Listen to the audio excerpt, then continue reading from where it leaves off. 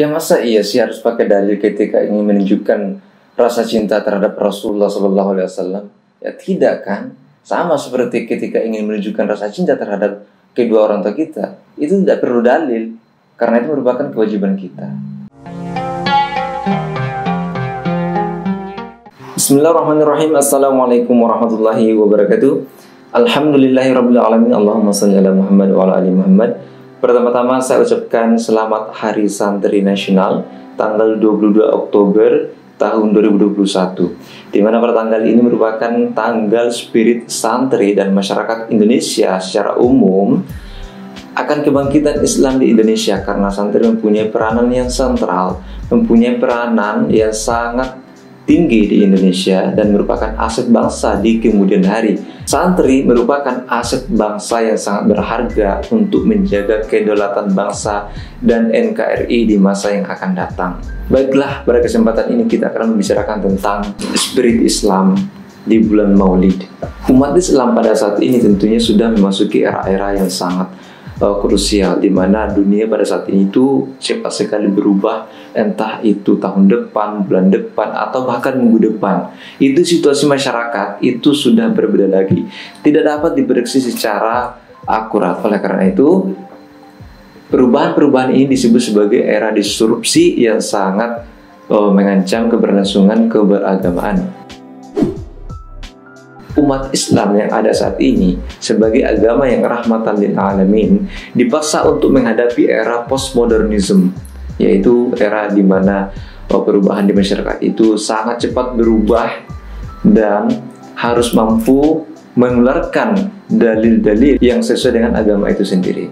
Dan cara berpikir umat Islam yang harus dimiliki untuk menghadapi era postmodernism, yaitu cara berpikir yang dinamis, yaitu cara berpikir yang mampu menyesuaikan dengan kondisi zaman, asalkan tidak melenceng dari prinsip-prinsip akidah beragama itu sendiri. Akan tetapi, terdapat kelompok dalam Islam yang menjadi penghambat cara berpikir dinamisme ini, yaitu ahlul bidah dan takfiri. Apa itu? Ini kelompok-kelompok yang merasa dirinya itu paling benar, yang merasa dirinya itu pemegang kunci surga. Yang berbeda dengannya itu sesat, karena dari mereka itu kullu bid'atin dalalah wa kullu dalalatin finnar. Ya memang, tetapi perlu diketahui bahwa kesejarahan bangsa, spirit Islam itu tidak demikian. Ya, apa yang maksud dengan spirit Islam yang saya maksud? Ya ini maksud dari Islam rahmatan lil alamin itu, ya ini membawa keberkahan, membawa keselamatan bagi seluruh elemen bangsa, bagi seluruh masyarakat yang ada di dunia.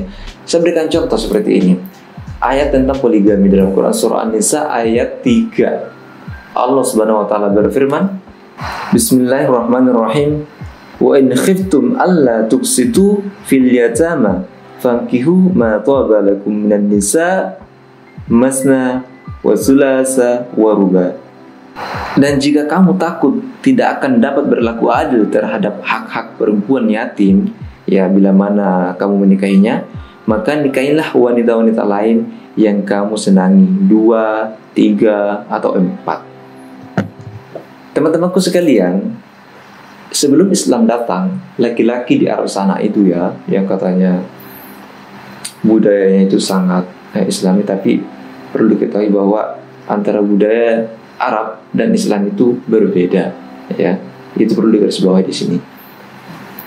Ya, sebelum Islam datang, laki-laki di sana itu boleh menikahi perempuan berapa saja, tak terbatas. Tetapi ketika Islam datang, itu dibatasi menjadi 4. Bukan berarti Islam datang toh langsung 4, enggak. Tetapi spirit Islam di situ membatasi dari yang banyak menjadi sedikit.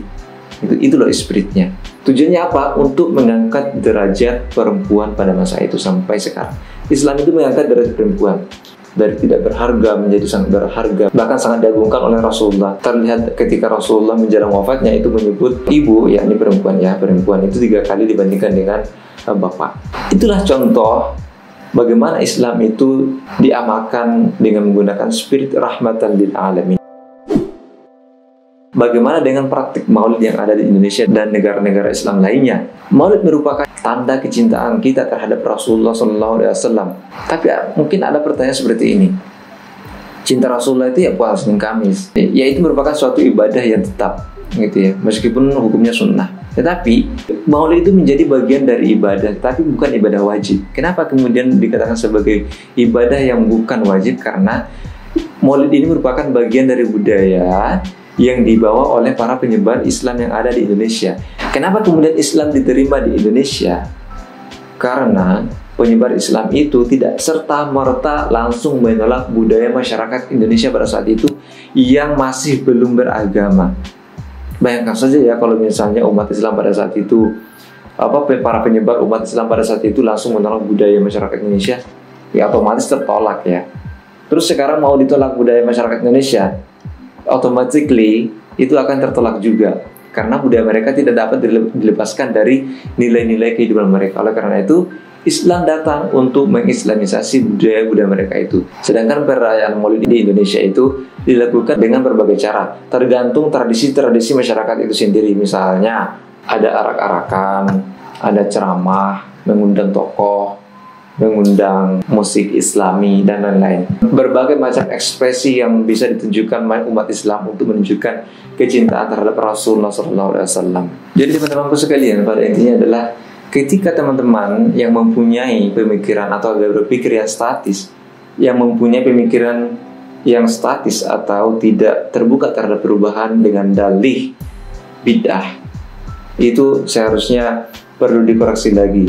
Karena pada dasarnya ahlul bid'ah, teman-teman yang tergolong dari ahlul bid'ah ini tidak akan mampu bersaing dengan perubahan-perubahan zaman, karena apa-apa yang baru itu harus mempunyai dalil yang sangat mendetail. Sebagai contoh ya, para pendahulunya, listrik ketika masuk Mekah itu diharamkan. Kenapa? Itu buatan kafir.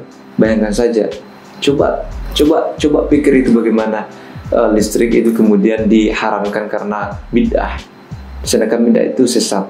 Sesat itu tempatnya di neraka. Coba HP kalian, HP yang dipakai menonton misalnya, kemudian TV yang dipakai menonton. TV itu buatan Yahudi. Bagaimana coba? Apakah mau dibid'ahkan? Jangan nonton TV, HP, jangan pakai internet pokoknya, karena itu buatan kafir. Nggak seperti itu.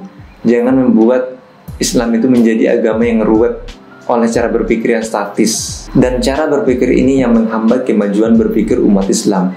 Ya, kita bisa saksikan pada saat ini umat Islam itu sangat tertinggal dari peradaban barat. Sangat tertinggal dari peradaban barat karena pemahaman-pemahaman yang kolot ini. Oleh karena itu, kita kembalikan spirit Islam menghadapi era postmodernism, yaitu cara berpikir yang dinamis dan untuk menghadapi perubahan-perubahan zaman, mempelajari ilmu sains, mempelajari ilmu matematika, mendalami astronomi dan ilmu-ilmu lainnya yang mendukung era-era sekarang ini. Terkhusus untuk perayaan Maulid, yang melaksanakan Maulid silakan melaksanakan. Yang meyakini bahwa Maulid itu tidak boleh dilakukan, tidak usah menegur yang lain bahwa mereka itu melakukan bid'ah, karena masing-masing itu mempunyai dalil. Terima kasih atas perhatiannya. Sekali lagi saya ucapkan selamat Hari Santri Nasional tanggal 22 Oktober tahun 2021. Semoga santri dan masyarakat Indonesia berjaya. NKRI berdaulat. Salam.